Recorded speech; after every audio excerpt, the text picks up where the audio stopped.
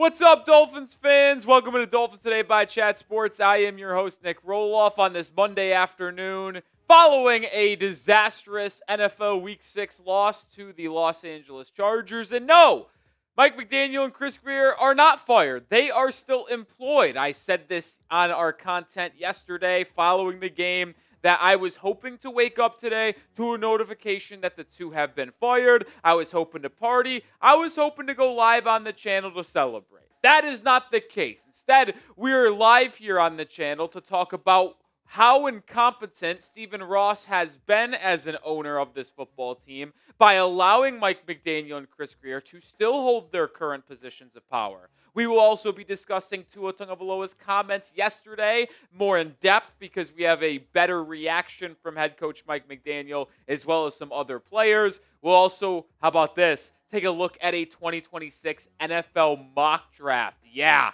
we're going to do one here before Week 7 kicks off on Sunday against the Cleveland Browns. But hope everybody has decompressed after the loss yesterday and is ready to have some sensible conversations around the Dolphins. I'm not going to say they're going to be fun, but at least we will have more concluded thoughts than yesterday after the game. Welcome in producer Coop to the building. As always, shout out your city for me down in the comments section. Let me know where you are watching from. Coop, how are you feeling on this Monday afternoon following the wild events over the last 24 hours? I know we use the word a lot, but it is the all-encompassing word for what this team and what this franchise is. It is incompetent. The incompetence of not only Mike McDaniel, not only Chris Grier, not only Tua Tagovailoa, but your owner as well. The four people you need in line to have a successful franchise, you need to have all these four on the same page. Owner, head coach, quarterback, general manager. None of them seem to be aligned on what their vision for this franchise is moving forward. And what that tells me is the owner has to make change because the owner is not going to be the one that goes. The GM, the QB, the head coach, get the fuck out, Ari Gold style. They gotta go. They gotta go. And I know you can't get rid of Tua right away because of the money and all that. Yeah. They have to go. They just got to do it, man. They just got to do it. Let's give some shout-outs here. Shout-out to Quiet in Fort Lauderdale, the Slaying Cat in Boca Raton, my guy Brogan in Myrtle Beach. What's up, Brogan? We got Agent Navy in Maryland, Tyson Bryant in Florida, Dolphins fan. I'm not even going to try to pronounce that. Vince in New Mexico, Brian in Wisconsin. I've never heard of that.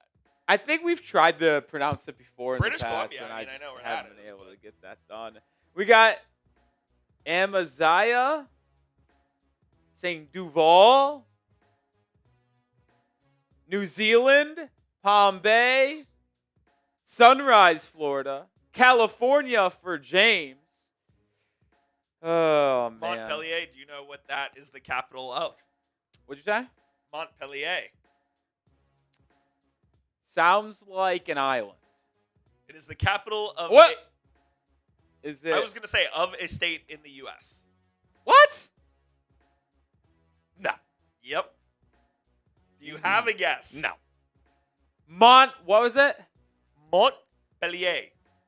You want me to believe that's a capital of a United States state? Not only do I want you to believe it, it is. Well, my initial thought is Louisiana because that's like a French kind of city, or state, and that sounds like a French-ass name. But It is French. I feel like is New Orleans not the capital of It Louisiana? is not. So it's not. It is not. Oh, then my answer is going to be Louisiana. Baton Rouge would be the capital of Louisiana. The answer is Vermont. What? I'm from the Northeast. And that's talking geography. Appreciate everybody tuning in. 150 people watching on this Monday afternoon. Do the Dolphins need to fire Mike McDaniel? Like, I think we should see 150 me's, but I need to see it, man. If you agree, spam the me's down in the comments section. I'm sorry. Paul is watching from Pyongyang, apparently. That's pretty impressive that you can get YouTube in Pyongyang. Where was that? That would be the capital of North Korea. Interesting. Here's the thing. If you're not spamming me and you think the Dolphins should keep McDaniel, chances are you're a fan of the Buffalo Bills. Well, I'll also say this. Like, as people are spamming their memes, I love to see it. I know there are a lot of people who despise Tua. I know there are a lot of people that love Tua. So those Tua lovers will tear down Chris Grier and Mike McDaniel and say they need to go keep Tua. And then for the people that hate Tua, will put most of the blame on him rather than Grier and McDaniel and say, okay, Tua needs to go. I think there is just no possible way, no matter what side of the aisle you're on with Tua, whether you love him or you hate him, if you're a Miami Dolphins fan, there is just an abundance of evidence that this team will never, ever find legit sustainable success with two of those three still in charge.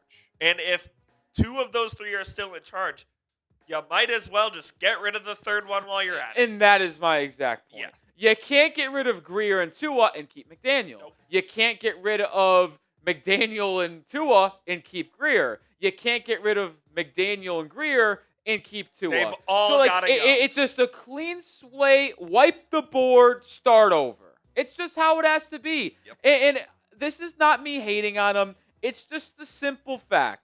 Not a single person that is currently in a legit position of power inside the Dolphins organization should retain that position or get upgraded. I used to be an Anthony Weaver guy saying this could be our next head coach.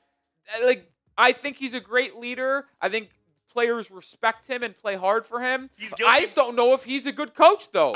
Now that I'm thinking about it. The way this defense is played, is the Grier roster he put together good? Obviously not. The defense is terrible. I have a hard time imagining, though, Anthony Weaver has the defense playing to their highest ability with his play calling and his coaching. So I'm at the point where, yes, I thought he got dealt a shitty hand with his defense, but he has not been able to make anything positive happen from it. Clean board. Wipe it all. And I also think on Weaver, he's guilty by association. It might not even be necessarily his fault how we think of him, but we have such low opinions of this front office and coaching staff that he goes along with that. And it might be harsh firing him, but I want everybody associated with what is going on with the Miami Dolphins right now out. Yeah. I want him out. It's just bad. It's just bad. There are 53 players on an active roster. I want 45 of them gone. Yeah. I'm serious. I know. I've said it before. There is barely 7 players that I would keep for the foreseeable future. Barely. Yeah. And the top 3 are all on offense. I would argue the top 4 on offense. Waddle, Paul, Achan, and Brewer. Yeah.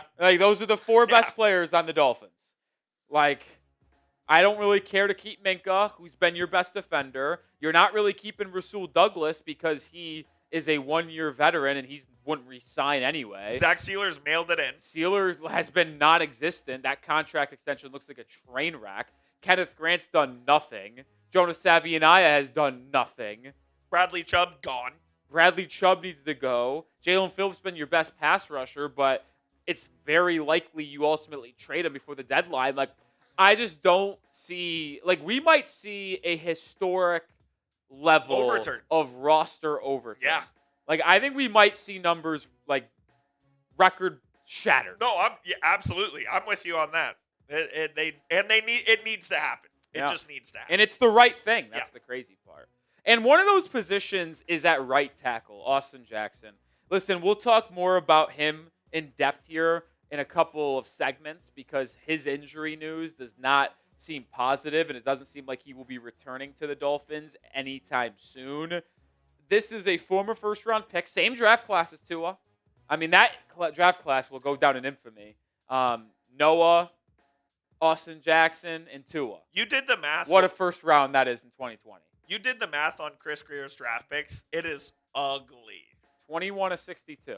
If you do not include this past draft class. If you take away 2025, Chris Grier drafting from 2016, first year as GM, to 2024. 9 draft classes. 21 to 62, in my opinion. And I'm not even I'm taking the fact of draft position of considering hits.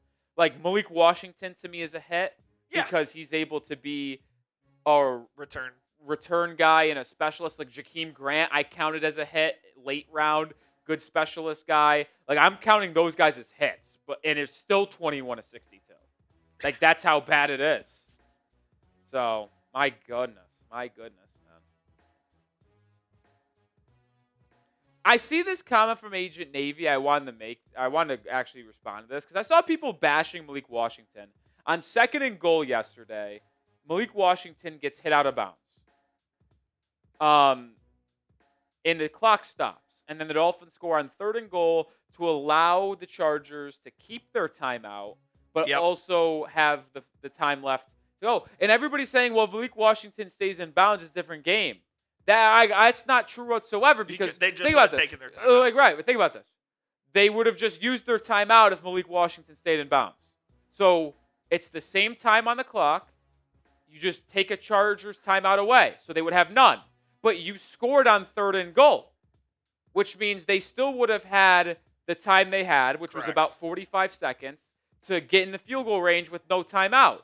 The timeout didn't change anything in the play because first down incompletion, and then second down's the Ladd McConkey 40-yarder to get them in field goal range. And he got out of bounds on that play. Yeah, and even if they didn't get out of bounds, it would just be an easy spike. Yeah. They'd run the ball and then spike it again. So, like, if we're going to be honest here, that timeout for the Chargers that was saved because Malik went out of bounds meant absolutely nothing.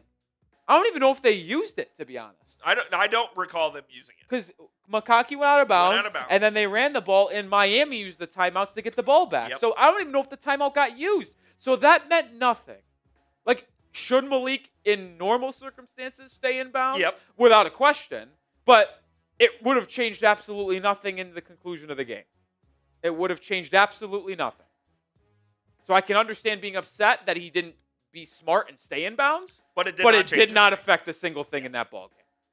$2 super chat from Jonathan Soto says, could you say hello to my mother who is watching? Hello, Miss Soto. Hello, Miss Soto. Thank you for watching alongside your son. It's been a blast. I wouldn't say get to know him on a personal level, but see him return in the chat consistently. Soto's been a pretty good viewer. So absolutely. Soto family, salute to you. Appreciate y'all. All right, we do have 3 segments coming up live here. The first one is about the owner, Stephen Ross, and how I think he might not care about Dolphins football. He's proven it. I am not reporting. I am just giving you my opinion, which I see a lot of people misconstrued, I think, our content.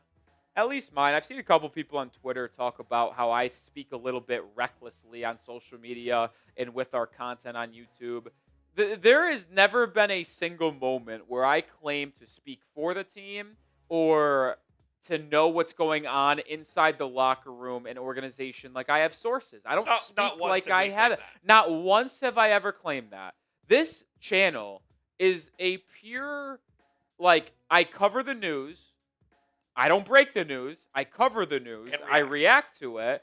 I talk about the rumors and possibilities and then react and give my opinions.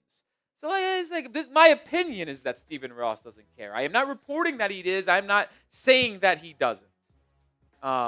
It's just another thing that, like, I don't understand how that angers you. No, it does. It's unbelievable. Bad news continues. Like, you thought the bad news was at an all-time high. Nope. The injury news isn't even better. So we'll talk about that. Plus, we're breaking records here at Chat Sports. We were the first channel at Chat Sports to do a mock draft for the 2026 NFL Draft. Confirmed?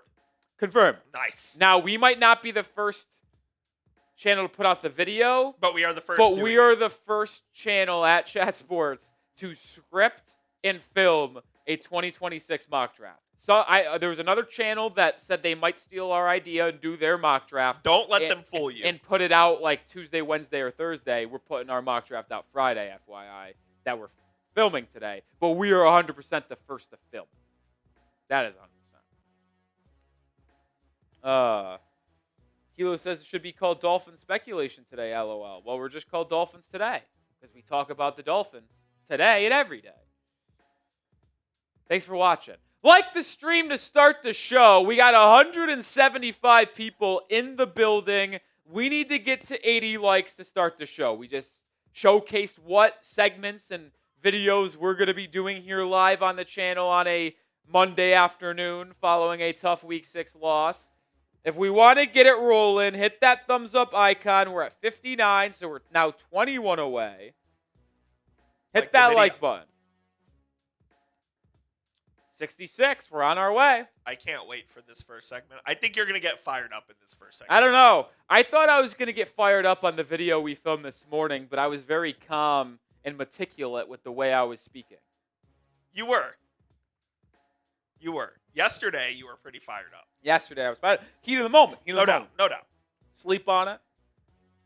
You know. But you did say you were more angry this morning than I think you were I was yesterday. more angry, but I just didn't really show it with my You kept your emotions in check. my voice inflection. Yeah. I've been kind of my Duffy today, Coop, with like spelling and words. I'm just gonna throw it out there. You did have the wrong word there. Which one? You said meticulous. It's meticulous. I said meticulous. No. I would like to. I throwing a flag on the play. Throwing a flag on the play. Review. Throwing a flag on the play. But that's a good word, regardless. You kind of have been in your bag lately, though. Yeah, today I spelled incomprehensible correctly. Yep. That was a big That's win. a good one. What was the other one? Captaincy. Captaincy. Yep. I thought I made up a word. Yep. Didn't. Nope. Awesome. Real one. Axie with a $5 super What up, chat. Axiom? I was at the game yesterday, slightly sunburnt, and I tried to get a fire Grier chant going during the third quarter. That was a predictable train wreck. You want to talk about the third quarter, which we will touch on a little bit in this first segment. It is as ugly as it can be. Appreciate the $5. If you are Chris Grier, how do you show your face in the state of Florida? I don't know where Chris Grier is from, but I would imagine when he is hopefully inevitably fired, he never is in the city of Miami again. Are you looking up where he's from? I absolutely am. Once we figure out where Chris Grier is from, we're going to get into the first segment today. He's from the greater Boston area. Oh my God, he's a double agent. It's disgusting. How did I not know that? Born in Holliston, Mass. Where is University of Massachusetts Amherst alumni. He's a double agent. His dad was the GM of the Texans. Well, it runs in the family because his brother, Director of Pro Personnel. What's his brother's Mike. name? Mike is the GM of the San Jose Sharks. Yes. Who, by the way, have been dog shit. Bad. They did get the number 1 pick last year, though. Did they get the right pick? They did. Macklin's a very good player. Is he already good? Yes. Okay. Yeah, I actually did know, Carter, that he originated in the Patriots organization. But he's been with the Dolphins organization for 20 years. Now, he was a Miami Dolphins scout from 2000 to 2002. Yeah, but like before that, he was with the Patriots. Yes, he was. He's been in the organization of the Dolphins for 20 plus years. Yes. Okay. Yeah. So he started with the Patriots. He started with New England and then came to Miami and has been inside the organization for 20 plus years. He has to go. Has to go. All right, coming up live right now, Stephen Ross. I don't think he cares about the team. Now, he cares about the team, but he doesn't care about the product on the football field. And I'll explain why. Bad news continues on the injury front. Plus, we're going to be doing our first Dolphins mock draft. How about that, folks? When producer Coop is ready, we're going to get into the first segment on today's show. We good? Let's do it.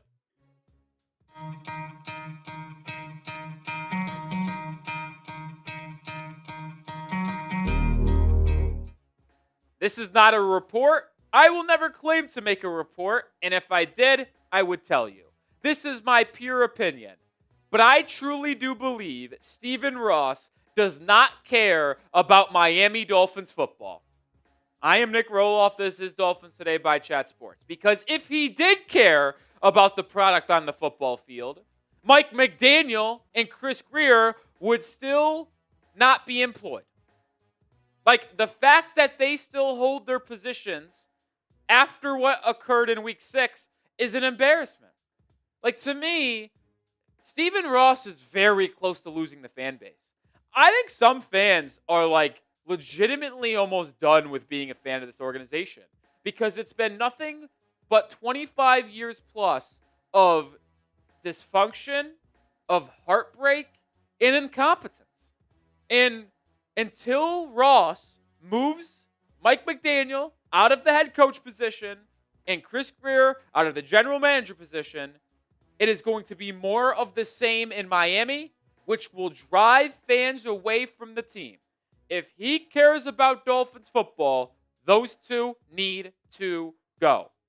And when, not if the firings happen, because I truly do they will happen.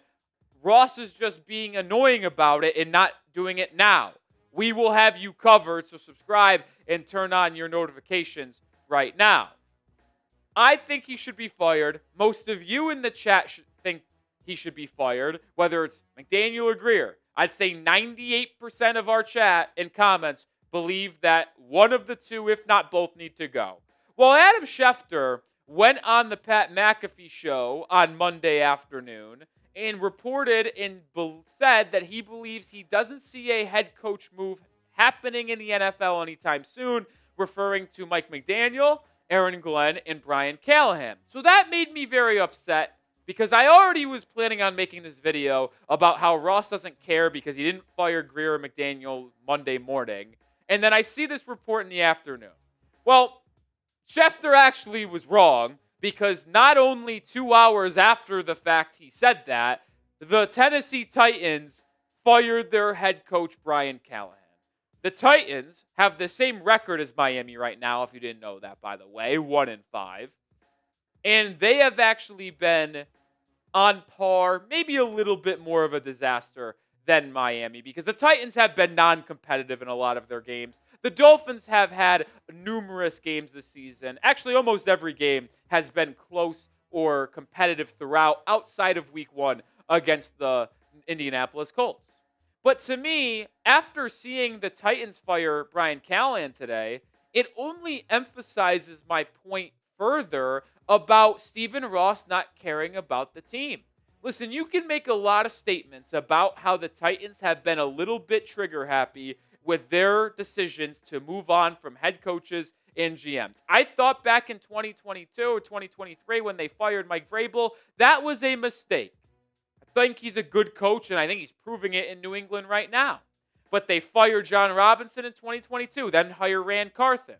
Keep Vrabel, but then they fire Vrabel. Keep Carthen, hire Callahan. Then they fire Carthen, bring in Mike Borgonzi.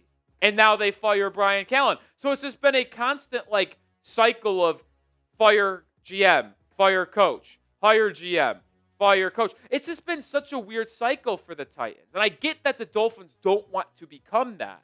But they also have realized in Tennessee that the people that they had in power were not the people that could lead them to success in the future, and they got rid of them as soon as they felt that belief. Well, there has to be the belief that McDaniel and Grier cannot lead this organization because it's been true each of the last 3 seasons. And for Grier's case, since 2016. So how could they still be here unless you can only explain it that Stephen Ross does not care about the product on the football field? He only cares that the Dolphins have been competitive to a degree and they're making money from a financial standpoint. But if he cared about winning a Super Bowl, McDaniel and Grier would be gone. And that's why I have to come to the conclusion that he simply doesn't care. And Ian Rapoport is just further hammering home my point. Rapoport said, and we saw some of these reports last week as well, that it would take a significant change inside the organization for Ross to fire Mike McDaniel. Yes, we know they extended McDaniel before the 2024 season. And we know Ross and Mike have a really good relationship. And Ross wants it to work with Mike McDaniel. But it's just so obvious. When is Stephen Ross going to wake up? Is he really that naive? Is he really that blind to the fact that your GM and head coach don't have a clue in how to build a winning culture? I mean, we always ask ourselves almost every single Monday this season, how did the Dolphins lose that game? They find a new way to lose every week. That's a direct indictment on the head coach. And we know how bad Chris Grier is. It's a slap in the face of Dolphins fans every single day. Mike McDaniel and Chris Grier are still employed. And I'm going to say the phrase again. As long as the two are employed, I am going to believe that the owner of the Miami Dolphins does not care about the organization and the product on the field every Sunday. If you agree with me, spam me down in the comments. I can only hope democracy wins out. We live in a country, most of us in the United States, that prides ourselves on freedom of speech and democracy. If we can get enough momentum on YouTube and social media of firing Mike McDaniel, just maybe, Stephen Ross will do it. The team needs a full reset. We said this on our live show on Monday. You have to have stability and competency at head coach, GM, quarterback. You need it. Well, Miami has the complete opposite at all three. And you can't have two of the three, one of the three survive. Like you can't fire McDaniel and Grier and keep Tua long term. You can't get rid of McDaniel and Tua and keep Grier. You can't get rid of Grier and Tua and keep McDaniel. So it's just a sweep across the board. Get them all out. And then hire a new GM, hire a new head coach, and let those two come together and figure out what the plan is at quarterback for the foreseeable future. Need a full reset. And when you look at the coaching of this team, it just becomes more embarrassing the more you look at it. And there is no evidence needed more than what occurred in the third quarter against the Chargers this past Sunday. The Dolphins led 13-9 at the half. Great first half, considering you missed a 57-yard field goal and you turned it over at midfield on your first possession of the game. And you were able to still overcome giving the Chargers such good field position to lead 13-9. But you come out of the break as flat as I've ever seen. Flat, unprepared to play. You gained negative 11 yards. You were outgained by 166 yards in one quarter of football. You were outscored 14-0. You only controlled the ball for 3 minutes. This is the worst quarter of football that I have ever seen. Seriously. How does it get worse than that? And that is all on Mike. It just is. McDaniel consistently has this team flat and unprepared to play. That is on the coaching. They came out against the Colts in week 1, flat and unprepared. Now, the Colts are a really good football team. We've come to the realization that the preseason projections of the Colts were wrong. We were all wrong. I was wrong. Thought the Colts weren't going to be good. They look like a legit contender in the AFC. But they still, in Miami, came out flat and unprepared for that game. And they've done it consistently, time after time. They are the worst second-half team in the NFL. They were the second worst coming into Week 6, negative 31-point differential. It then became negative 37 throughout the last, 6 games now? Yeah, 6 games. That is the lack of attention to detail, preparation, and you're seeing the adjustments made by opposing coaching staffs to McDaniel in real time, and he's unable to adjust back. What else is there to say? Well, we got more to say coming up here in a second, but this episode is brought to you by PrizePicks. You and I make decisions every single day. The right decisions on PrizePicks can get you paid. It's so easy. It's so fun. All you do is pick more or less on at least 2 player stats. If you get your picks right, you could cash in. PrizePicks is the only app that offers stacks, meaning you can pick the same player up to 3 times in the same lineup. Want to pick more on Achan rushing yards, receiving yards, and touchdowns? Well, now you can all in the same lineup, only on PrizePicks. which players are going off, which ones are overhyped. Make your picks in less than 60 seconds and turn your takes into cash all season long on PrizePicks. I have an entry in for Monday Night Football. More than Bijan Robinson rush attempts, less than Keon Coleman receiving yards, more than Caleb Williams interceptions, more than Ja'Cory Krosky Merritt touchdowns. We're going for it all with a 4-player entry here. Download the PrizePicks app today and use code CLNS to get $50 in lineups after you play your first $5 lineup. That's code CLNS to get $50 in lineups after you play your first $5 lineup. PrizePicks. It's good to be right. And I do want to make this clear when I speak on Stephen Ross in this video. I actually do believe he is a good owner for the most part. Why do I believe that? It's not like the Dolphins are ever cash-strapped. We're not the Cincinnati Bengals, for crying out loud. We're not underpaying free agents or not having the willingness to extend some of our best players, quote-unquote best players, because of financial reasons.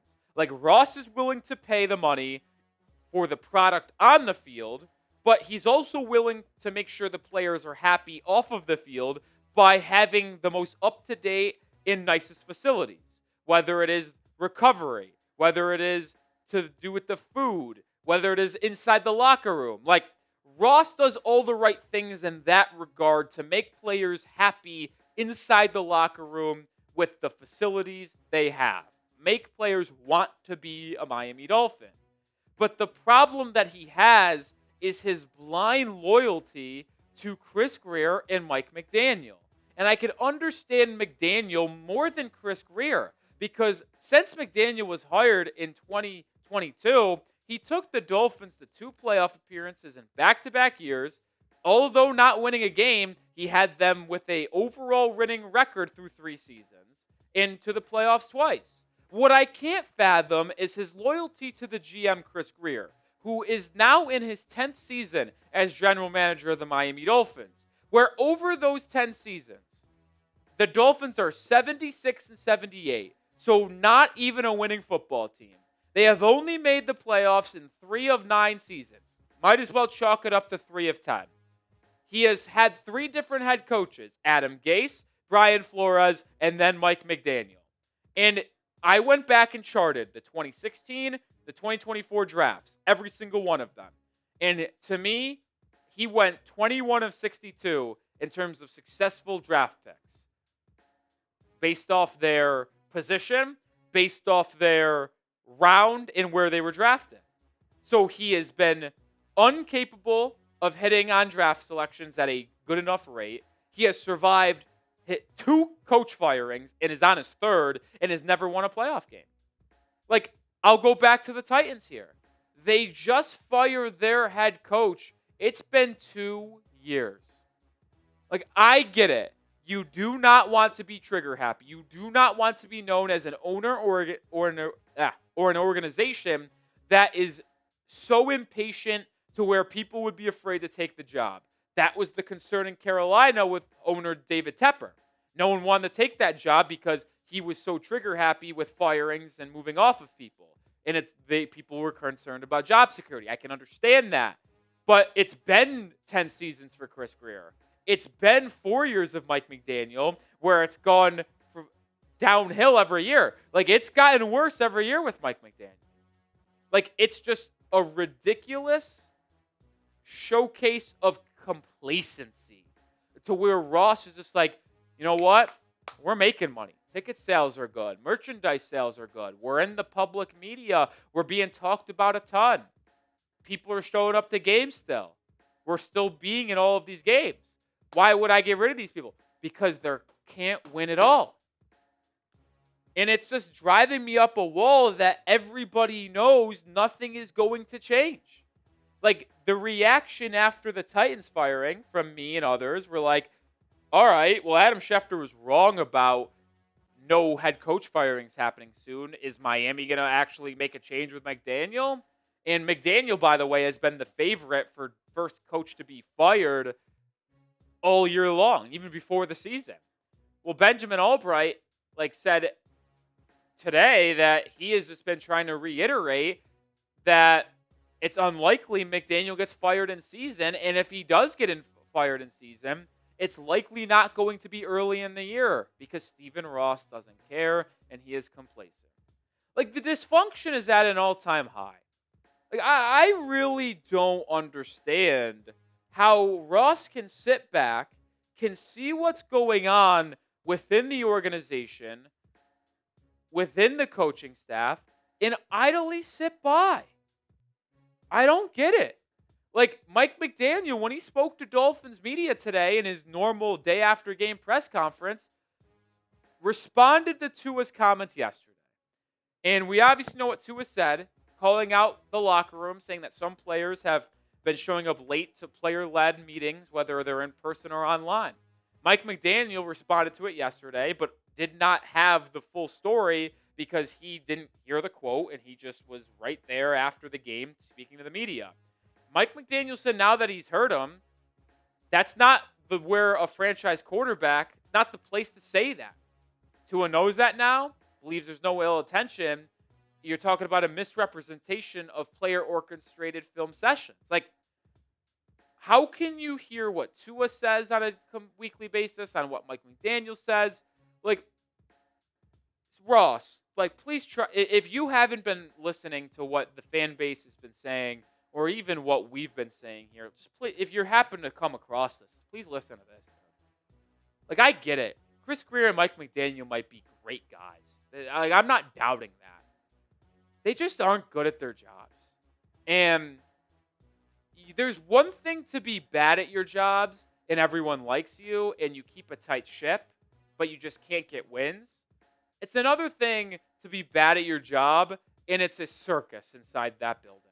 And boy, is it a circus. The entire NFL world is laughing at you. Media, coaches, players, other front office members. They're looking at what is happening in Miami and saying, oh my goodness, how in the world has it come to this? You have your quarterback and your captain calling out the locker room publicly.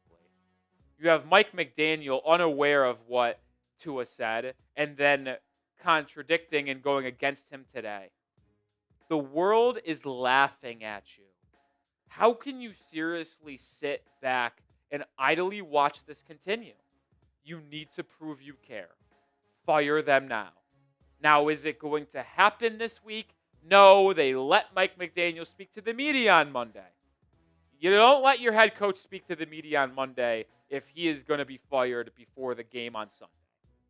The firing, if Miami makes one, would be the morning after a game or during a bye week because you're not going to let the guy speak to the media and then fire him. That would be worse than keeping him around for next season, to be honest. That's an all-time level high of dysfunction. Like, Ross, I think you do a lot of nice things for the Dolphins. Like I mentioned, you spend on the roster, you spend on the facilities and the stadium. But prove that you're not going to stand by and watch this team descend into chaos, because right now it's absolutely falling into the depths of chaos. That'll do it for this episode. Appreciate everybody who hung out with us here and watched this episode. If you want more content, there's more content coming. So subscribe and join the channel today. First segment in the books. I didn't have you going on a First Amendment tangent on my bingo card today. Yeah, me neither. I like that. Yeah. I had you Coop. So a little behind the scenes here for the people watching. Our studio, we have a TV there, TV here, camera there. Coop's desk is right to my left here with the 3 monitors, the PC, the producer software. I've got my desk where I stand with my monitor, computer, and everything I need. And when I look straight at the camera, which is where I look at here, I see the TV below me, which is what is on screen. Currently, what is coming next on screen, but there's also a little box of Coop. Like you see there, like that is a full box on my TV, like a quad box. And Coop, I don't know if I'm really that funny or not, cracks up a lot during our show sometimes. That was some good stuff. And when he starts to laugh, I am one of those guys that I can hold a straight face, but if I see other people laugh, I am likely to crack as well. Me too. I try to hold it in. So when he starts laughing while I'm going on a tangent and using some big words, he's laughing and I gotta hold it in. Like, that's why sometimes you see me smile when I'm in the middle of a serious rant. Like, you go back to the First Amendment part of that video, Cope. So funny, I'm smiling the entire time, just trying to hold in, having to stop from laughing. Sometimes I'll try to look away to try to straighten my face out and regroup myself so you don't get off track. There are some times where I just can't hold it in. Like the one mailbag we did where you did the 6-7 thing, I just lost it. That was funny, man. That was good stuff. Always good stuff. Look, here's the thing, though, in all seriousness. You are correct in that the longer that he allows them to be employed by the Miami Dolphins, it shows you that he does not care about the product that is being put on the field. Yeah. That's not to say he doesn't care about the franchise. He does not care about the team winning, losing, contending for Super Bowls. I agree. I don't know, man. Invader Crusader, no mailbag today. We only do mailbags on Thursday. We do mailbags on Thursdays. No sack today. No sack. Maybe as the season progresses. I mean, yeah. If the season, if we're mathematically eliminated in November, and there's really nothing crazy to talk about. That's the one thing that sucks about being a bad football team is if we're gonna be honest, once we're mathematically eliminated from the playoffs and McDaniel and Grier go, it's the offseason. We're only talking about we'll be live for the games in December, but during the week. We will not be discussing the games. No, because no one's going to care about injury news for the games every week, and it's just going to be all right, what's next? What do we do? So, the offseason just begins earlier for us. Brian, I haven't really looked into the GMs that much. I know there's Ian Cunningham from the Bears. I know is a popular name. Will McClay from the Cowboys. Is a good one. I'll take anyone from the 49ers or Rams. Absolutely. I'll take someone from the Ravens. So it's I'm probably just going to start to try to cherry pick from organizations that have been consistently good over the last decade and drafted well. Yep. The Ravens draft extremely well. So I'm probably going to be fine. And this year is not an indictment on their front office or coaching, in my opinion. But a lot of injuries, stuff like that. But I also truly do believe it should be coming outside the organization. Absolutely should be an external hire. The GM, Chris Grier, was a promotion inside the organization. Yep. I think if Stephen Ross fires Grier to hire someone inside the organization currently, that would be an absolute train wreck. That'd be worse than firing Grier. We're keeping Grier. Yeah, that's what I meant. And I'll actually make this statement as well. I would rather have the Dolphins let the next best GM leave the Dolphins organization that they currently have. Say there's a person inside the front office as a scout or as a director of player who is looked at as a future GM. Yeah, and you pass over him to hire outside the organization, and then he leaves and becomes a good GM somewhere else. I'm fine with that. You just need a complete different mindset and way about going things after Chris Grier. Would you hire Louis Riddick? I know he's a big popular guy. I don't know if I'm hiring a guy from the media to be a GM, man. I know he was a former GM. I know. He's done it before. I get it. Went to the media. He's good in the media. I like Louis Riddick. I think he's a good person. I think he's a strong leader, and I think he's got the right mind and thought process. I'm just not a biggest fan of going to a media guy. We saw the Raiders do it with Mike Mayock. Boy, that was a train wreck. So it's I don't know if I'd want to do Louis Riddick. I know he's longly been linked to Miami, but I don't know. I'm okay on that. I don't know, man. My Red Wings won. Nice. Beat the Leafs. Canadian Thanksgiving. F 'em. How about it? Sorry if you're from Canada. We do have someone from British Columbia watching. Before we move on, do you think Canadians, their Thanksgiving today, do they do the same food as us? Similar, I would imagine. Okay. Then why is theirs just a month earlier? Good question. I believe this was the day. You know what? I'm not gonna pretend like I know the reasoning. I think it has something to do with their independence from Britain, though. Okay. I mean, that checks out probably. Yeah. I just didn't know. I thought you would know. You're a history guy. I do not know. All right. I like when Lopez said that there was hockey going on. I was like, "What are you talking about? It's 1 p.m." And then he goes, "Yeah, there's a baseball game starting in 15 minutes too." Oh, both of them are playing today. That's right. All right. How about that, sports fans? Axie says harvest is earlier. That's why. No, that adds up. I don't know, man. You're further north. You harvest earlier. Yeah. Because the winter comes earlier. Yeah, man. Darkness comes earlier. Yeah, that checks out. That checks out. All right. We're moving on here. We got a lot of news to discuss following week 6. We got injury news. We'll be looking at some offensive line play, linebacker play. We'll talk more about McDaniel's comments responding to Tua. Patrick Paul and Aaron Brewer responded to Tua's comments. So we got some news to discuss here on this next segment here on the Dolphins Today live show. Appreciate everybody hanging out and watching us today. Still got 175 people watching. Let's get into the next segment. The Miami Dolphins are 1-5, the laughingstock of the National Football League, yet the bad news just continues to roll in. And no, it's not bad news that Mike McDaniel is still employed at head coach. It has to do with the injury front to players that are currently on IR and players that spoke about Tua's comments from Sunday afternoon as well. Before we get into the news, make sure you follow us over on Instagram. Dolphins Today IG is our handle. We post more short-form content over there. So if you want 365, 24/7 coverage of the Dolphins, follow us over there because we put out content in between our YouTube shows. We're 5 followers away from 1,300. Go give us a follow and let's pass that number on today's show.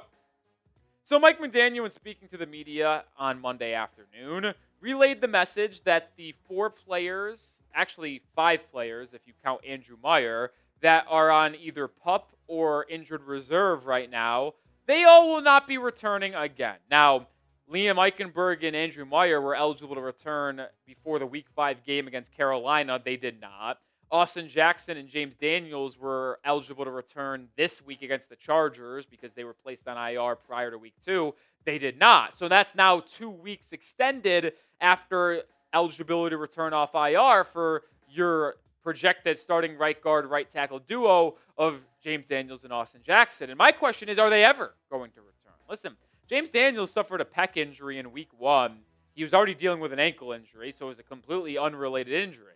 He suffers it. You hear Mike McDaniel say at the beginning of the IR stint, hey, there's hope that Daniels could ultimately return really close to that eligibility following the minimum 4 weeks. Well, now we're going to be at 6 weeks if they're not being activated this week against the Browns. And same thing goes with Austin Jackson.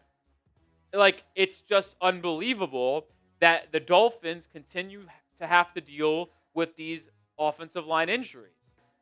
Like, thank God Aaron Brewer and Patrick Paul have been able to stay healthy through 6 weeks. But, like, you can't get more than 1 quarter from James Daniels and Austin Jackson? It's unfathomable. Larry Borom, who has been filling in for Austin Jackson, has actually picked up his play over the past couple of weeks. I can't lie. After being a bottom 15 offensive lineman in the NFL over the first month of the year, he has been much better in the last 2 weeks against Carolina and the Chargers. Week 5 in Carolina, put up a pretty solid pass blocking day. No sacks, only 1 pressure, graded out very nicely. Did struggle in the run game, as of every single offensive lineman did. I mean, the Dolphins averaged 1.7 yards per carry against Carolina. Week 6, really good performance. He's actually one of the highest graded players on the entire roster for the Dolphins, putting up a 78.9 pass blocking grade, 70.1 overall. Once again, allowing just 1 pressure and 0 sacks. Like, Borom has been playing better. And he even had a better day in the run game as well. Devon Achan ran for a career high in rushing yards, but Also, when you take a look at that 49-yard rushing touchdown, which got Miami on the board on Sunday, it was a great play design by Mike McDaniel. Give credit where credit's due. He has Jalen Waddle to the left, or excuse me, yeah, left, like deep left. Devon Achan to his left, two tight ends to the left. He has Ollie Gordon come in motion, and then he hands it off on a just other way to Achan. And what happened is that they ended up getting a lopsided defense where there were 6 players on the left side where all the players are, but they're running it to the right side where there's only 5 guys. And then you also pulled Larry Borom, you pulled Cole Strange, Aaron Brewer, and if you sealed the outside, which Miami did, it was 2 offensive linemen and Devon Achan versus 3 defensive backs for the Chargers. So you just had to get 2 blocks and Achan win the one-on-one battle. Achan was able to win the one-on-one battle. Great blocks from Strange and Brewer in space. Good seal by Larry Borom, and allowed Achan to go untouched for a touchdown. So I got to give Larry Borom a little bit of credit. He has been better as of late, but it still remains the same point here that Austin Jackson is twice the player that Larry Borom is, but he is just unable to stay on the football field and is incredibly infuriating. Now, filling in for James Daniels over the past couple of weeks has been Cole Strange. It started with Keon Smith, then was Daniel Brunskill for a half, but the last 3 weeks it has been Cole Strange. Started against the Jets in week 4, was actually pretty solid. Dolphins got a win, but Strange has been brutal the past couple of weeks, specifically in pass pro. I mean, the run blocking grades aren't good, but it's the best part of his game. He's allowed 3 pressures in back-to-back weeks and had under a 30 pass blocking grade in each of the last 2 weeks while having an under 45 overall grade. It's hard to imagine the Dolphins' offensive guard play being worse than it was last year with Liam Eichenberg and Robert Jones. But here we are in week 7 of the NFL season. I'm here to tell you through the first 6 games, they have somehow had worse guard play than they did last season with Eichenberg and Jones. Cole Strange, Keon Smith, Daniel Brunskill, whatever combination you want to say at right guard, and Jonah Savianaya have been horrible. I mean, Jonah is the worst offensive guard in football. Ranked 113 out of 113. That is how bad it is. And once again, this past week against the Chargers, he allowed a sack on 3rd down in that second half. It was in that first possession of the 3rd quarter where he gets beat instantaneously in pass pro. One-on-one left on an island, swiped hands, easy sack. It's bad. But I did want to make this statement right here. And I briefly said this a couple weeks ago, and I want to reaffirm my belief in that statement. It is time to move off of Austin Jackson. He can no longer be counted on to be a staple of this offensive line. And it is just abundantly clear. It is. Simply is. Like, he is a good right tackle when on the football field. He was awesome in 2023, which earned him a 3-year contract extension. And he was good in the first 8 weeks of the season last year before he suffered that injury, which made him miss the second half of the season. But we've seen him have injury issues prior to that one good season in 2023. And we've also seen him just be bad at different positions. Struggled at left tackle, struggled at guard before finding a good home at right tackle. But the fact that he has been unable to consistently stay on the football field tells you this is not a guy you can rely on to be a starting right tackle in the NFL. So you got to move off of him. The issue is that there is no really clear way to find his replacement at ease. Jackson has 1 year left on his deal, 2026, and his contract is pretty much massively guaranteed. So you're not saving any money if you were to release him at all. You're just not. The top offensive linemen in free agency this year, Braden Smith, Jonah Williams, Jermaine Illuminor, and Justin School. All offensive tackles, mostly playing on the right side, by the way. All would be improvements. I think we've seen good things from School this year. After being a backup in Tampa Bay, he started a couple of games for Minnesota. I think he's fine. Illuminor has been actually one of the more underrated offensive linemen in football. Braden Smith and Jonah Williams both rank in around the halfway point, both average graded offensive linemen. But average and available is as good as you can possibly find in Miami because they don't simply have that.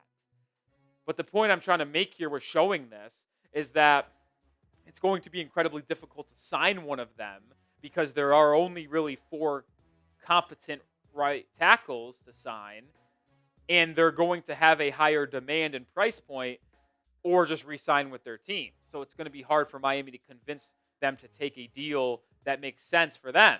So it feels as if you might have to make a trade or draft a right tackle. But once again, can you trust Chris Grier to do that? Absolutely not. This goes back to the point that we've been spamming here at the channel that need to get rid of Chris Grier because you can't trust him to draft an offensive lineman. Because has he drafted one that has been elite? No. He certainly had his chances. And I like the way Patrick Paul has looked, but it's too early to tell. Jonah has looked horrible. We know Liam Eichenberg. Robert Hunt was a good pick in the second round. But have we seen him draft and extend an offensive line in Miami that has had sustained success? Not really. So if you're going to draft an offensive tackle, it can't be from Chris Grier. But let's go back to this point. Should the Dolphins move on from Austin Jackson like I believe? I think they should. Like the guy, seems like a nice dude. Okay leader. Just can't trust him. He's not dependable. And if there's one position where you need dependability to be maybe your best strength, it's offensive line. Are you able to stay on the football field? Austin Jackson's unable to do so. Let me know your thoughts. More injury news. Tyrell Dodson missed his first game of the year against the Chargers, still in concussion protocol. McDaniel said that he is doing well and is hopeful for Dodson to be cleared from concussion protocol in the next couple of games, or days, I should say, excuse me. Now, KJ Britt was the one who filled in for Dodson. They actually gave the green dot to Jordan Brooks, which has usually been manned by Tyrell Dodson, and Britt was the starting linebacker opposite of Brooks. And Britt actually played borderline every single snap for Miami. I think he just missed 1 or 2 snaps. And McDaniel categorized his play as phenomenal versus the Chargers. Now, I don't mean to be disrespectful to KJ Britt. I just have a hard time imagining it being phenomenal because the defense gave up 29 points again, and the run defense gave up 100-plus yards to Kamani Vidal again. The Dolphins have the worst run defense in the NFL. They are either worst or second worst in yards per play, EPA per rush, yards per game. They are just simply put the worst run defense in the NFL, and it's not really close. Now, I'll be honest. KJ Britt, I thought he did play a relatively decent game. Led the team in tackles, 13. Now, didn't make any tackles for loss, but I thought Britt was fine. And I thought he was really good in that first half when Miami only held the Chargers to 9 points. You see his grades here by PFF. I mean, he isn't the best coverage guy. We knew that. He is a downhill thumping linebacker. That's his strength, which is how you see him play well in the run and tackle. Only a 7.1% missed tackle rate. Overall, 56.9. Like, I thought he was fine.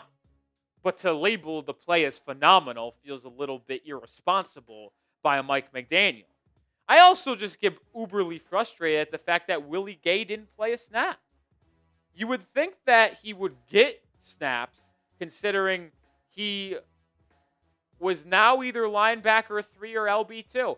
I tweeted this out. I mean, I don't know what he did, but I feel as if he did something to Mike McDaniel and Anthony Weaver behind the scenes. Because how could you justify not playing him? The entire month of August, all we heard from beat reporters in training camp, joint practices, my goodness, Willie Gay Jr. making plays consistently, rushing the passer in the passing game and stopping runs. We saw all of that in the preseason. Willie Gay looked awesome in the preseason. But yet he has only played 17 snaps defensively this year through 6 games. And in the largest opportunity to get him on the field, he didn't play a snap. I just don't understand. Do they hate him? Did all of the beat reporters lie in August and July and he actually wasn't that good? I have a hard time believing that because almost every beat reporter was in agreement about Willie Gay, and we saw it with our own eyes in the 3 preseason games how well Willie played. So what is the reason why he can't get on the field? Dolphins have the worst defense in the entire National Football League, and they refuse to make changes to the personnel they put out on the field every snap. It makes no sense, and it just goes back to why this coaching staff is so bad. does.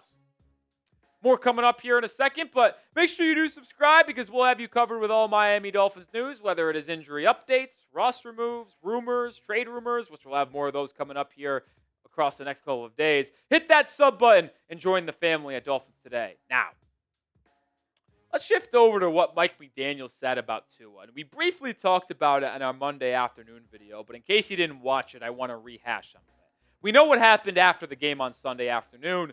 Tua Tagovailoa called out his teammates and used his captain leadership, whatever you want to call it, the C on his chest. Use the C on the chest to call up the team and say, yeah, we've had players showing up late to online player-led meetings in the building. And a lot of people had issue with that. Former players, media members, yours truly.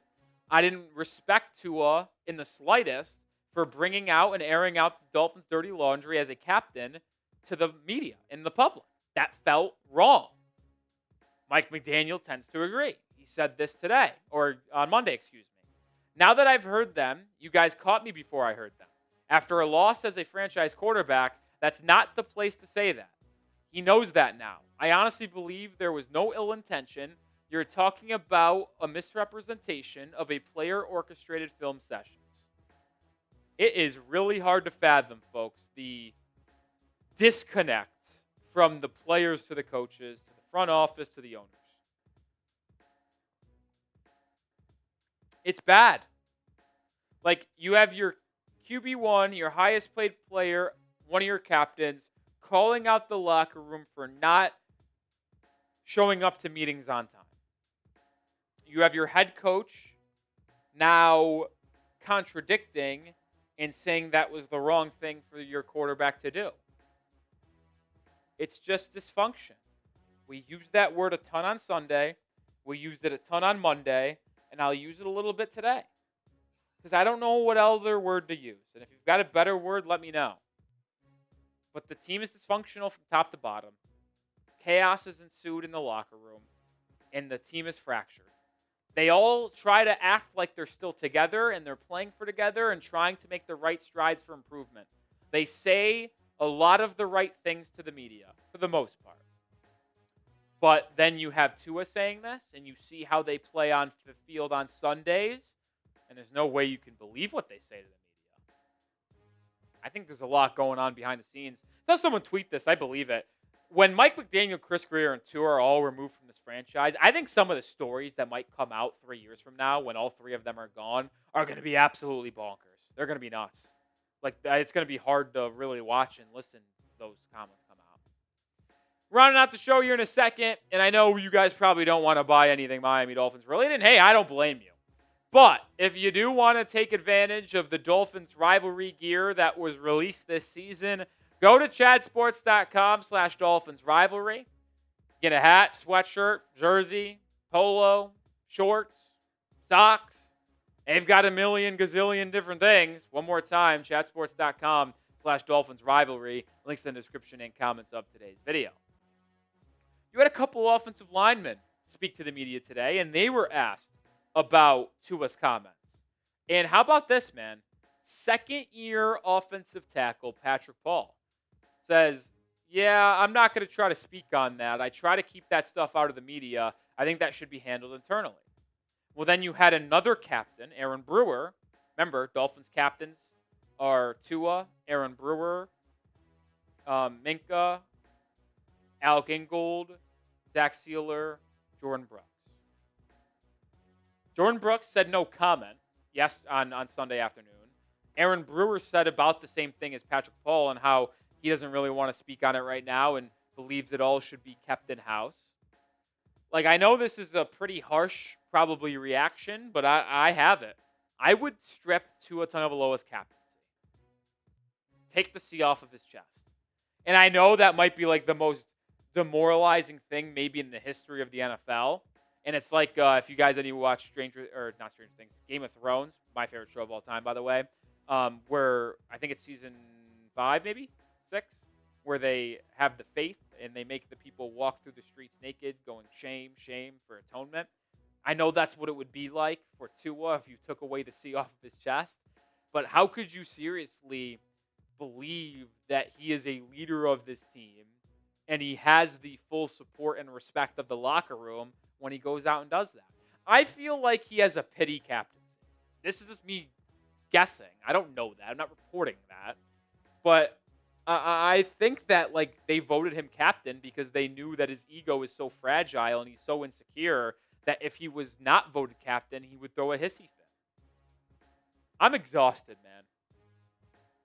I don't think I've ever been so ready for a Dolphins season to end. And it's been 6 weeks. Like, think about this. You get 17 games. 18, 19 if you're lucky. And we're in week 7. And if I could press a button to end the season, I would. You know how bad and dysfunctional you have to be to have your fan base by week 7 want the season to end already? Like, can I just hit a button, fast forward to January 10th, so the Dolphins could no longer have McDaniel Grier on the organization, and they could be having a head coach GM search? That would be perfect. It really would. Would it not? I'm exhausted. I am. Well, hopefully McDaniel and Grier get fired soon, or if they wait until after the season, we'll have you covered. And when we inevitably have a new GM head coach search in January and February, we'll have you updated on every single piece of news there as well. So subscribe and join the family here at Dolphins Today.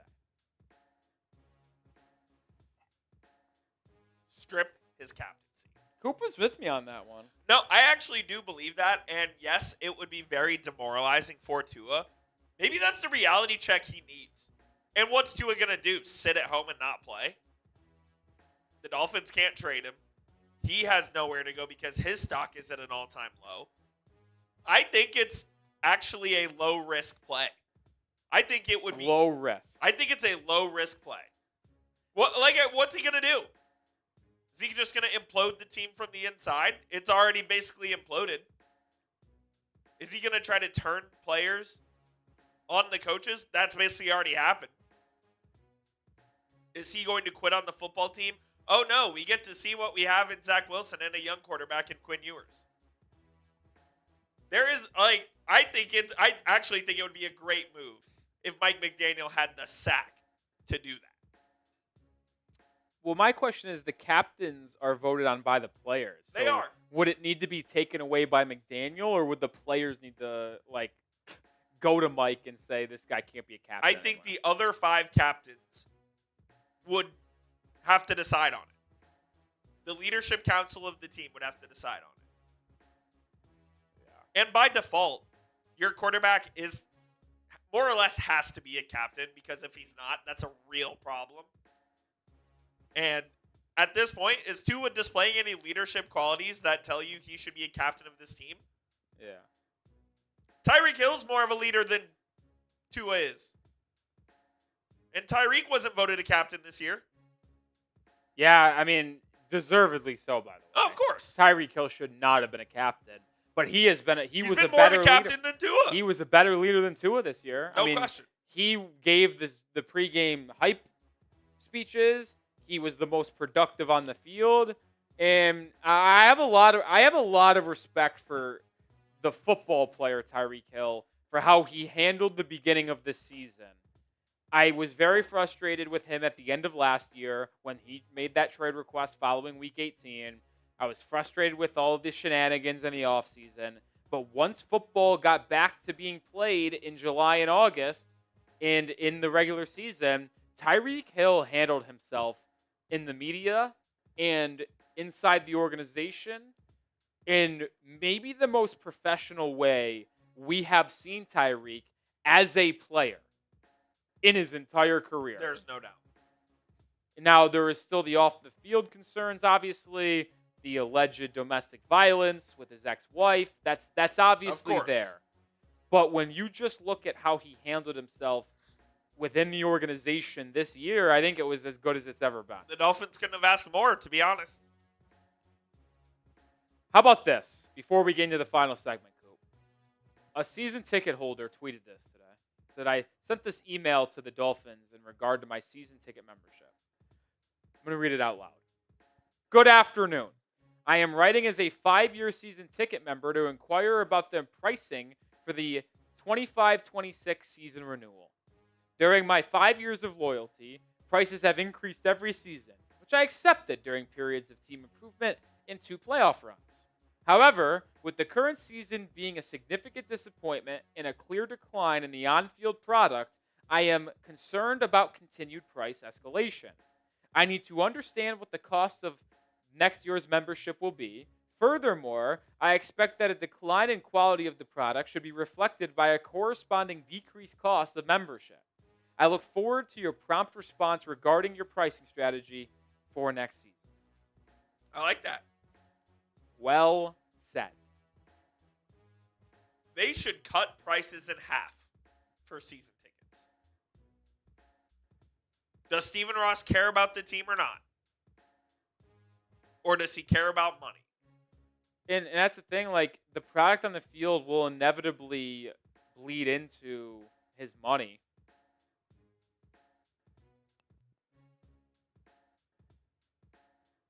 Wow, Mariners go up 3-0. Yeah, J-Rod, 3-run homer.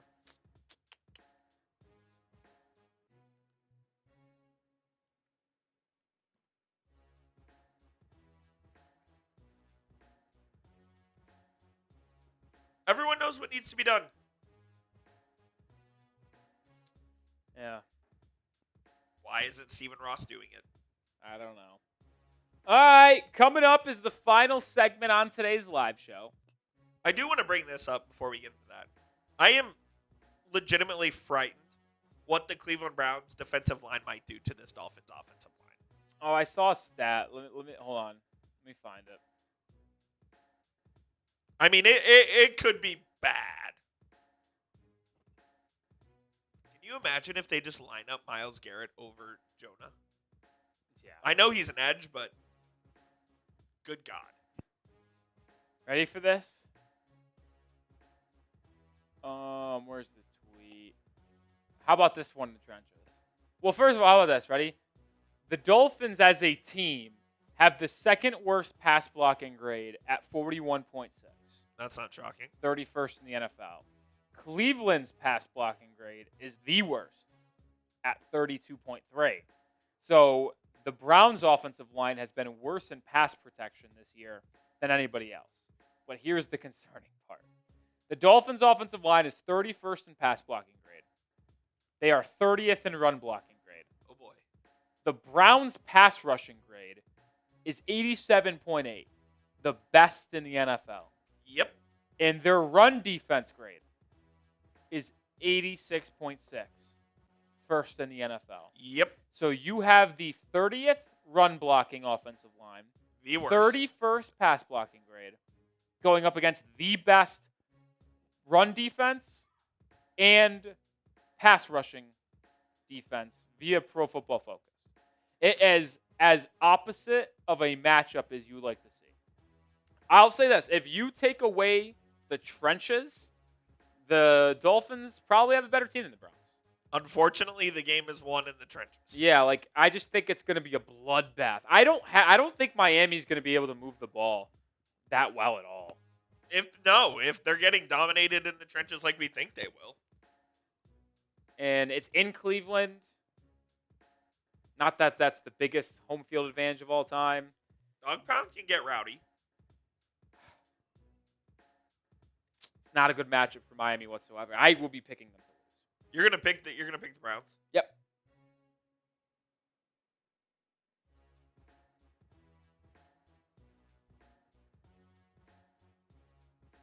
What a joke. Like that Browns offense is horrible, but what do I trust more? The Browns offense being able to move it Against our shitty defense? Yes. So let's phrase it this. What do I think is more likely to happen? A shitty offense moving the ball against a shitty defense, or a average offense moving the ball against a top 5 defense? Exactly. I am going to probably say that the bad offense is going to move it more successfully against the bad defense. And we saw that. The Jets offense is as bad as it gets. It was unbelievably bad. It was the hardest watch I've ever had on Sunday morning when they played the Broncos, the best defense in football, you could say. But the Jets' offense looked competent against the Dolphins. It did. Like, they just fumbled at the 1-yard line.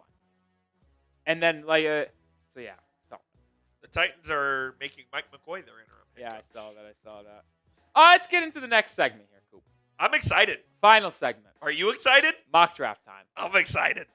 Mock draft time. Mock draft time. How about that, folks? All right, Coop, when you're ready. Well, NFL Week 7's almost here. The Miami Dolphins are an absolute train wreck, dumpster fire, whatever adjective you'd like to use. So let's turn our attention to the NFL draft. I think this is the earliest we've done a mock draft. I think maybe we did one early last year. I can't remember. But 1.0. Why not? Reason why? Dolphins are picking 4th right now. They're 1-5. There was like 6 teams 1-5, by the way. Browns hold pick 2, Ravens 3, Dolphins 4, Saints 5. You have the Titans at 6. I forget who's 7th. I think it's another 1-5 team.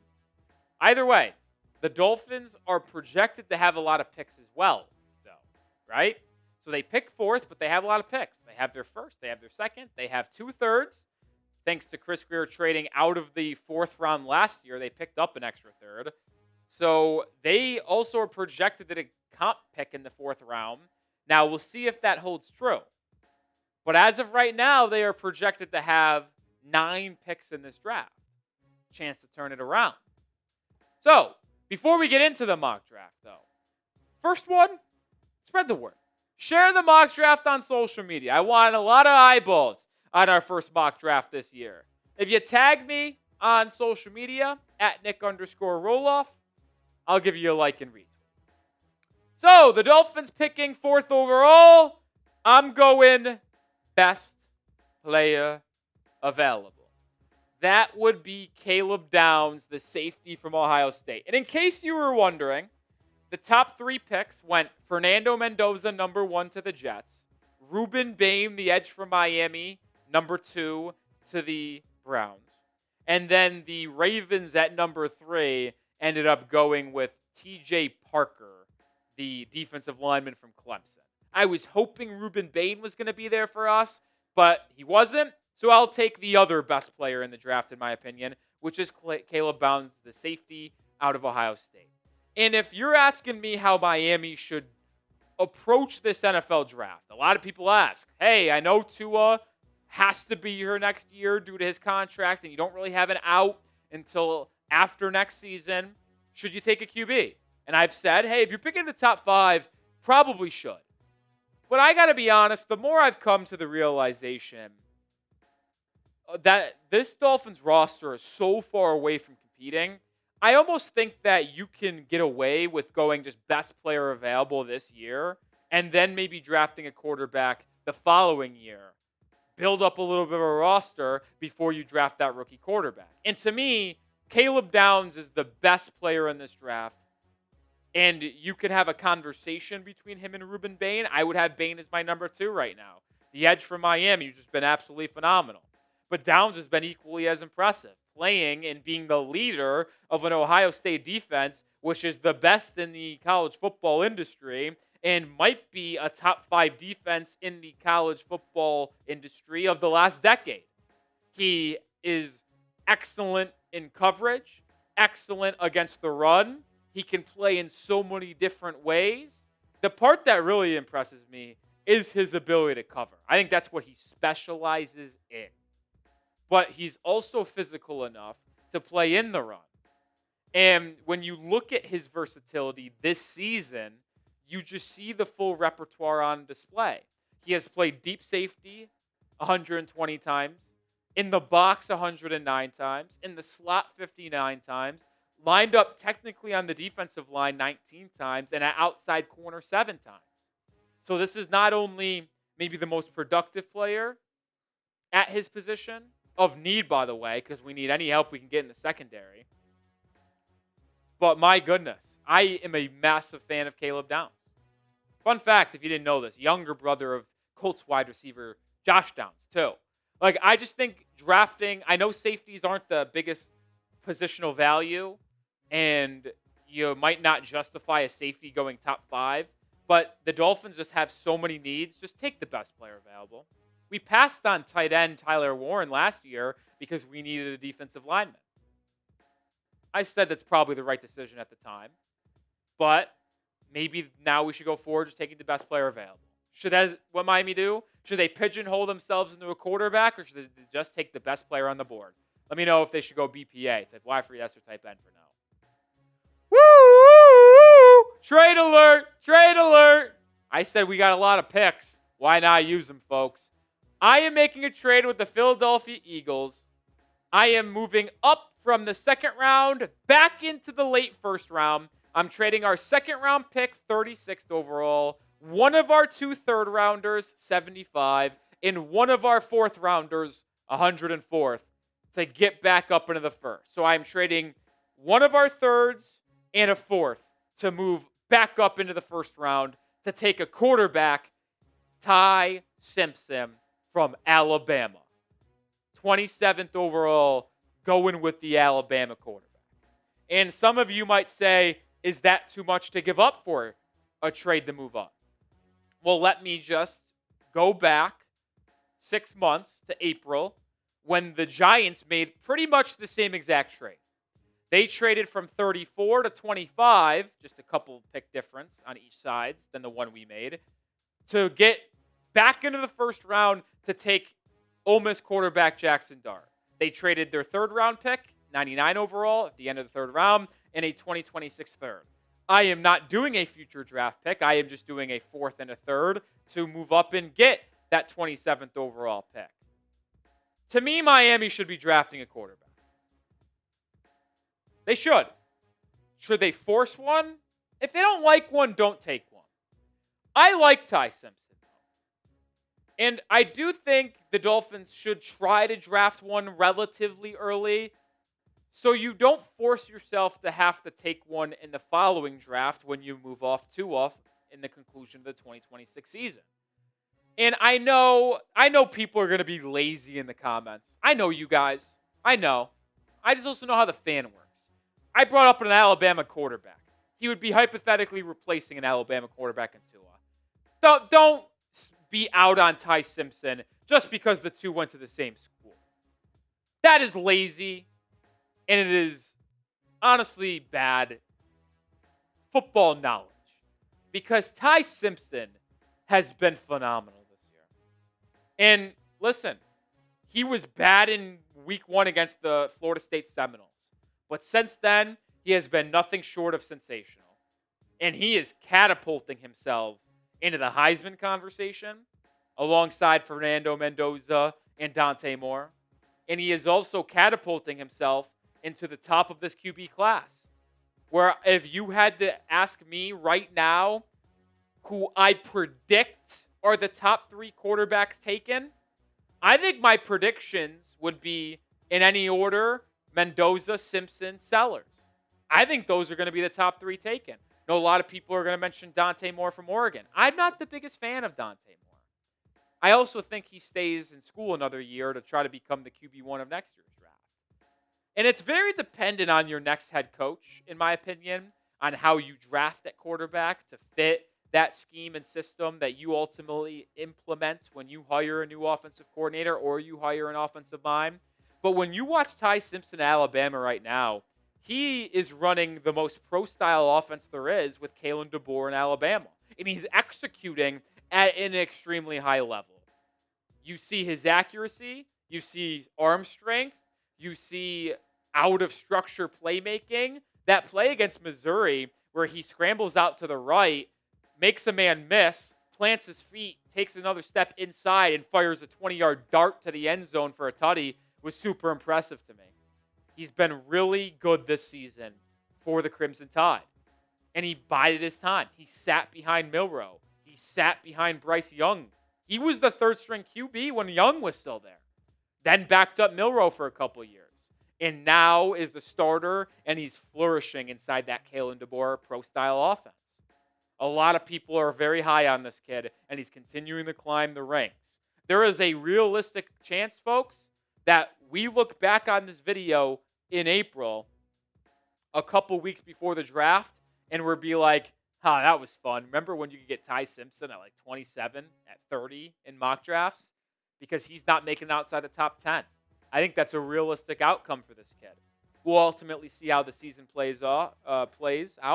But Ty Simpson has been awesome. He's been fun to watch so far this season for Alabama. And we'll just continue to see him tested week in, week out against the SEC, which is without a question the best conference in college football right now. More picks to be made here, but this episode is brought to you by PrizePicks. You and I make decisions every single day. The right decisions can be made by PrizePicks. And guess what? You can get paid for those right decisions. All you do is pick more or less on at least 2 player stats. If you get your picks right, you could cash in. How you play is up to you. If you want flexibility, choose Flex Play, where you can get paid even if one of your picks misses. And if you want the biggest payouts, go for the Power Play. No matter your play, PrizePicks is a great way to put your takes to the test.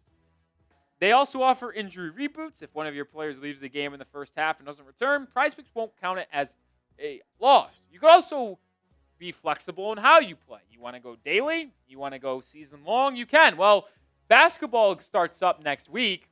I got more than Brandon Miller, 22 points per game this season, less than Dylan Harper, 13.2 points per game this season, and more than Luka Doncic, 29.1 points per game this season. So you could even go season long if you wanted to in basketball.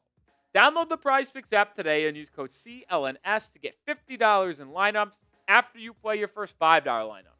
That's code CLNS to get $50 in lineups after you play your first $5 lineup. PrizePicks, it's good to be right. So no second round pick. We moved up. We head to our other third round selection where I have the Dolphins going to the trenches in the form of Zion Young, the edge from Missouri, with our 68th pick early in the third round. Zion Young, fascinating player, started his career at Michigan State, transferred to Missouri, where he has been ultra productive for a Tigers defense that has helped them be a top 25 team in college football this season. He's got 7 TFLs, 3 sacks, 2 forced fumbles, and he even knows when to get the hands up to force some PBUs. He's got 2 of them. He plays the run game extremely well. He plays the pass game really well. Zion Young is an all-around defensive lineman who, when I think is all said and done, could be a very likely early day 2 pick, maybe even a late first-round selection. Like, you go back a year ago, our first couple of mock drafts had Armand Membu being selected by us. We were picking him in the 3rd round. Another Missouri player. And he went top 10. So, like, right now, we're in the data gathering process, film watching process, and there's a lot of season to be had, and a lot of pre-meetings, and a lot of combines, and a lot of pro days. So things can change. And I'm willing to bet this kid, when all things are said and done, is closer to the 1st round than the 3rd round. I'll go out on the limb and say that right now, because I like his size, I like his production, and when you watch his film, he jumps off the page defensively to me. He has a 21% pass rush win rate. He has a 10% run stop rate, both ranking inside the top 10 percentiles, in the 90th percentile for both of those. Like, he has just been good against the run, good at getting after the quarterback. You saw the number. He's 6'5", 240, 250, and he can rush the passer with speed, with power. He sets the edge. Zion Young is a very, very fascinating young edge rusher. And with Miami needing one for the future, Bradley Chubb and Jalen Phillips not long for this organization. Matthew Judon going to be a one-and-done player here as well. You're going to need to start building up that edge group alongside Chop Robinson, who hasn't even got much playing time this season. And you wonder if you can confidently build around him because the coaching staff clearly doesn't like playing him a lot because he's only playing about 35% of the snaps. Zion Young, I like him. Keep a name on him. More coming up here, but if you want more Dolphins mock drafts, make sure you subscribe today, folks, because, listen, as the season maybe ascends and descends into the abyss, we'll be talking about the offseason, free agency, and the draft a lot more. So subscribe, join the channel today. 4th round pick Miami has. Remember, we traded a 4th round pick earlier. We have another one here at 143, and we're drafting Logan Jones, the offensive lineman from Iowa. Now, this is a center, but I think he could play any of the interior offensive line positions. 6'3", 302, experience. He's a grad right now, so he's a little bit older, 23 years old by the time the draft rolls around. But I like what I'm seeing out of Logan Jones. And I'm sorry, maybe call me stereotypical. Give me an Iowa offensive lineman. I'm going to believe they're going to be able to do some nice things. When haven't we seen Iowa offensive linemen play well? Like, his numbers this season have been phenomenal. Only allowed 1 sack, graded out high 70s, mid 80s, and everything. He's got good size to him. He started the last 3 years at center. Like, when you look at his tape as well, he's fluid, he's athletic, which you like to see in a center. Aaron Brewer's got 1 more year left on his contract, so you can either draft him to be the long-term Aaron Brewer replacement. You could draft him and say, hey, maybe this guy can play left guard or right guard. You move either Daniels or Jonas Savianaya, and he's a starter. That's a possibility as well. Or he's just a really big depth piece, which is probably needed considering we always are dealing with injuries. I think Logan Jones is a very intriguing option here. Another name to keep your eye on far away from the draft process as an option for Miami in the middle rounds of the NFL draft. We head to the 7th round, where we go with defensive lineman out of LSU, Bernard Gooden.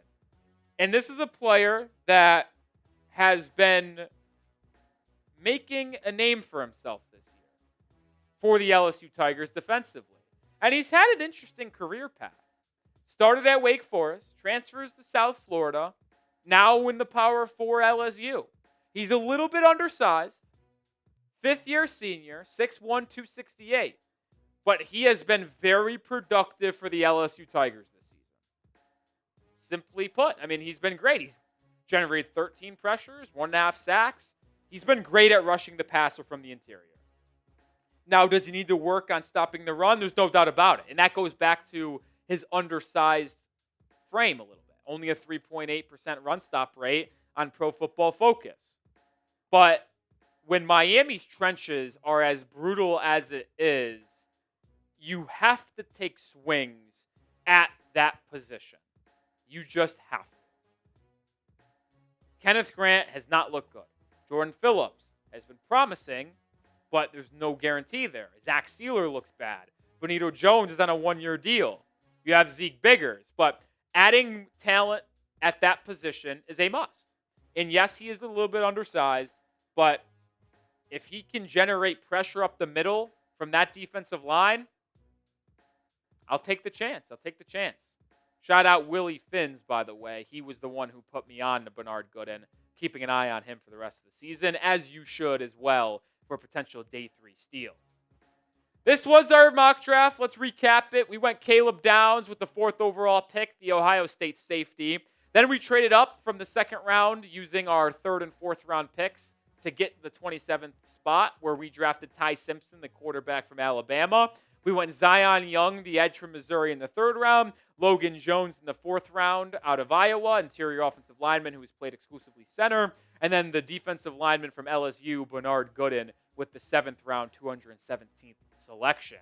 So you saw my first mock draft of 2026, 1.0. We'll build on this from now until late April. We'll probably get up to 17, 18. Hell, maybe even we get to 20 mock drafts this year if the Dolphins are truly out of it, drafting inside the top 5. Grade the initial mock draft if you can. Some of you might not even know these players, which is very valid. I'm doing a lot of research, and I'm still in the research process of this draft class. But A, B, C, D, or F, let me know your thoughts.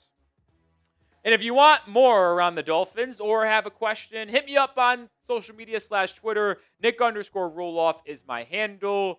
If you guys reply to me, I'll reply back. I ain't scared. So go give me a follow right now.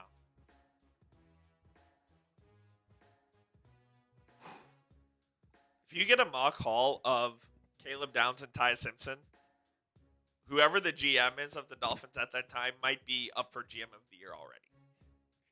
We'll see, man. We applauded Chris Grier for this past draft, and Doesn't look like a good one. I'm about to have a Rolly like crash out on the comment section of our live show right now. Yeah, I see a lot of people say draft Jeremiah Smith. You can't draft Jeremiah Smith this year.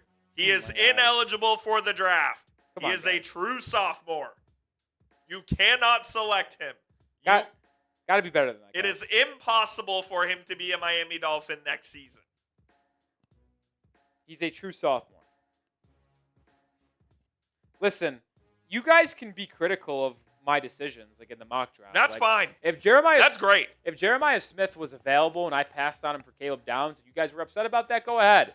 But for you to give me a bad grade on my mock draft because I didn't draft a player that is ineligible to be even drafted by any team, it's a hard look in the mirror, folks.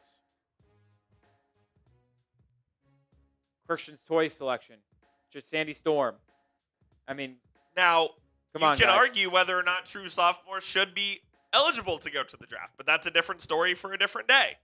Yeah, I think true freshmen.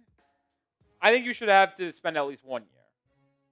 I think 2. In college, I think, and for football, I think 2. Well, that's what I meant too. Yeah, I don't think you should be allowed to come as after a true freshman. Correct. But if you're a 2-year college player and you can get drafted that high, go ahead. Yep, that's what I agree. But because the truth is, like, it's only going to be a select few that ultimately are able to be drafted in the first round as a true sophomore or a redshirt freshman. It doesn't. You have unicorn guys like Jeremiah Smith and like Caleb Downs, who would have been a first-round pick if he came out last year. Like those type of guys, but those are very, very few and far between. And the truth is, like, you wouldn't even have that many people coming out because they'd be like, well, why would I come out as a true sophomore or a redshirt freshman to be a third-round pick? Exactly. When I could just go back to school and maybe be a first-rounder. So, like, the truth is, like, you would only really see, I would bet, maximum 10 players a year leave college to go to the draft at that age. Yeah, if that. And they would just be the best of the best that are going to be first-round selections. And even that might be a high number at 10. And now that you're getting paid in college, it's not like you're trying to get to the league early to get money. Like, you're already getting paid in college. So, like, if Jeremiah Smith could come out after this year, that's awesome. But he can't. We have to wait until next season. Yeah. All right. All right.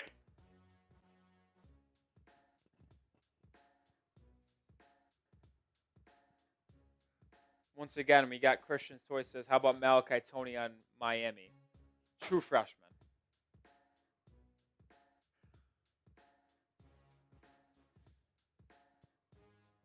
Now, Agent Navy is smart. Malik Washington in 2 years. The quarterback from Maryland. I like Malik Washington, the quarterback. Dog. And then we can have both Malik Washingtons. Dog. Ryan Williams is also not getting drafted this year. Correct. He is a true sophomore. The same thing as Jeremiah Smith. He has to wait until next season. Correct. All right, that's going to do it for today's live show. Appreciate everybody who hung out with us here on this Monday afternoon. Pretty good audience here. Appreciate y'all. Despite that the Dolphins suck. I saw someone ask what about Peter Woods? I like Peter Woods. I'd be intrigued.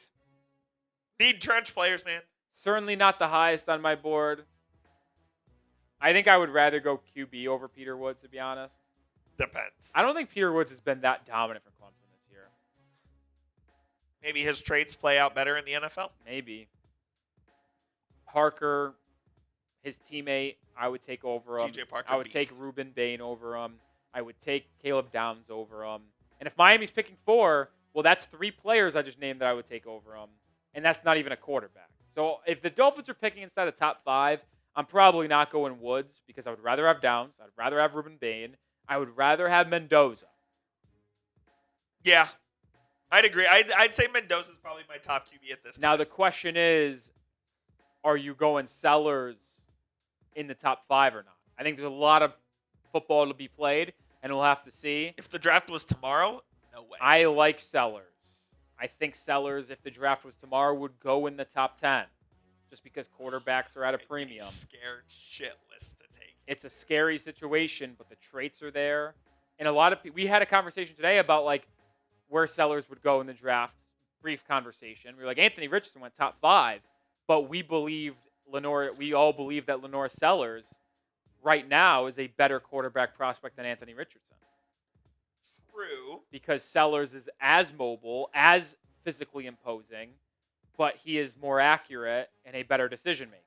I mean, I'm not saying Sellers is like an elite decision maker or accurate quarterback. He is not. I need to work on that a ton.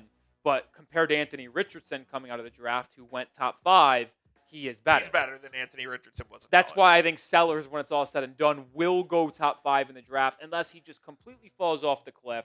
Because if Richardson went top 5, I believe Sellers probably will as well. I said Anthony Richardson was drafted way too high when he was drafted. Yeah. But you know how the NFL works. That's just how Yeah, it no, is. it's a traits league. Traits league. And now Sellers might not even come out. Like he has another year of eligibility left. He's a redshirt sophomore or true junior. I don't remember. Either way, he has another year of eligibility left. I would be shocked if he took that up, but it's not impossible. He might be a redshirt junior. Excuse me. It's either redshirt junior or a true junior. It's one of those two, where he has 1 year left of eligibility. So he might not come out. We saw Drew Aller stay in school, and boy, does he wish he went out. Yeah. Drew Aller would have been a first-round pick last year. Tough ending for Drew Aller. And now he's out for the year due to injury. Penn State sucks. And Coach fired. And he'd be lucky to be a day 2 pick. Maybe someone takes the shot on his frame and can of an arm. But right now, he would be like a 5th rounder, 4th rounder. Yeah. Would have been a first Tough rounder. decision to make. And would have been a first rounder 6 months ago. Quinn Ewers probably should have stayed in school and taken a $7 million bag. Probably. If he was the quarterback of North Carolina, would things be different right now? Yes. I like that you're coming around. I mean, the offense in North Carolina is so bad. Yeah, it's terrible. To where it's like, even if Quinn isn't even that good, like it would be way better. Yeah. All right, I'll officially do it for today's stream. Appreciate everybody Later, for hanging y'all. out with us. We'll see you live on Thursday. Videos going out, of course, in between them. For Coop, for Rolly, see ya.